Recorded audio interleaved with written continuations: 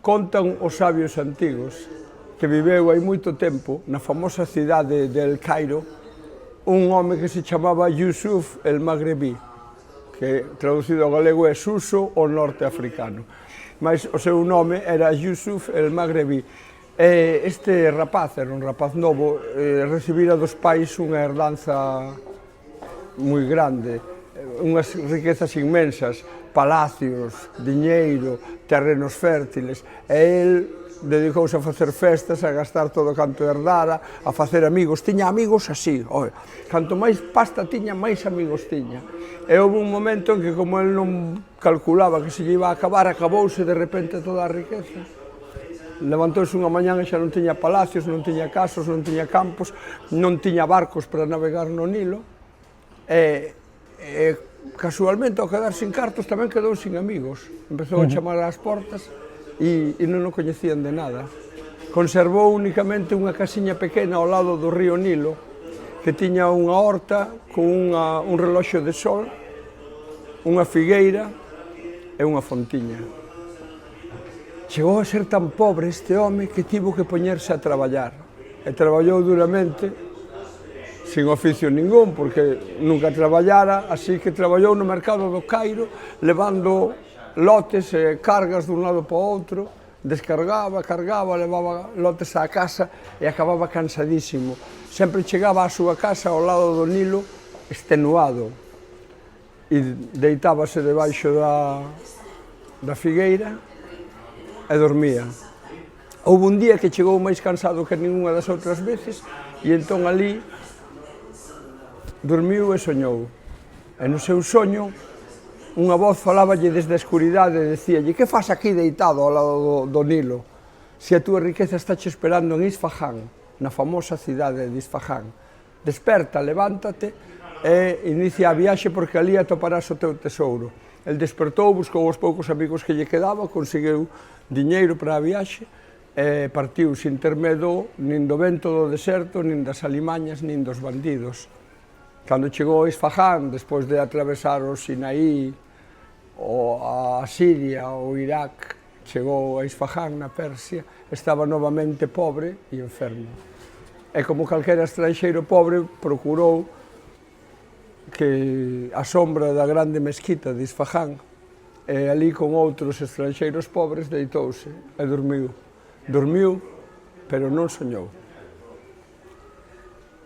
E quixo Deus que aquela noite un home moi rico que vivía ao lado da mesquita fose atacado por uns ladróns que lle levaron moita riqueza.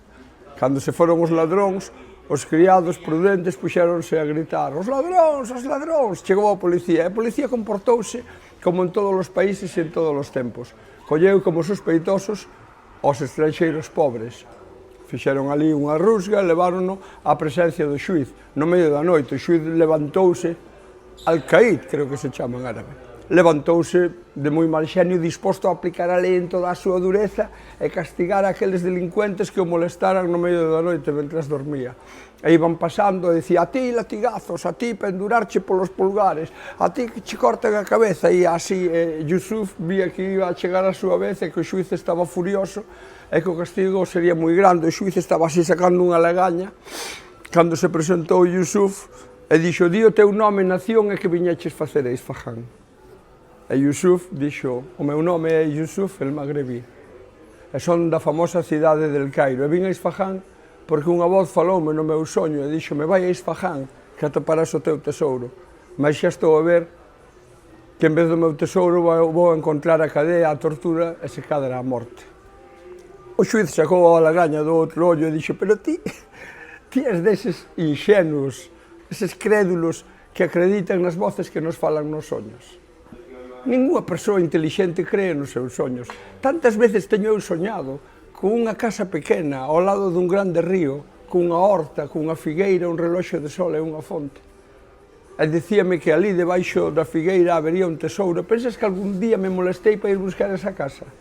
Esa fantasía do meu soño. Toma estas moedas, vaite de Isfahán e non voltes máis, porque se voltas, mandareite matar." Yusuf colleu as moedas e iniciou outra vez o camiño de volta sin temer os bandidos, nin as alimarias do deserto, nin o vento do Simún. e chegou ao Cairo, chegou á súa casa, que recoñeceu no soño do xuiz, foi cavar debaixo da figueira, debaixo da figueira, e ali encontrou un tesouro moi grande co que reconstruiu a súa vida luxosa. Isto contan os sabios antigos, pero quen sabe? Eso sabe o quen reparte os premios e os castigos, o Todopoderoso, o que nunca dorme. Que tal? Pareceuche ben? A min, cando me contaron, deu-me un mal rollo.